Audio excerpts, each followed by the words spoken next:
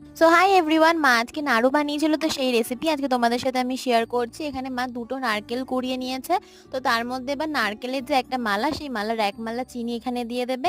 দুটো নারকেল পরিমাণের জন্য যেটুকুনি চিনি লাগবে মা সেইটুকুনি দিয়েছে। তোমরা যদি আরো বেশি নাড়ু দিয়ে বানাও, সরি নারকেল দিয়ে, তাহলে তোমরা আরো বেশি চিনি দেবে। তো এখানে দেখো পুরোটা স্ম্যাশ করে চিনিটা ভালো করে এটা একটু আঠা আঠা মতো হয়ে যাবে। তারপরে এটাকে কড়াইতে দিয়ে দিতে হবে, একদম স্লো ফ্লেমে এটা হবে।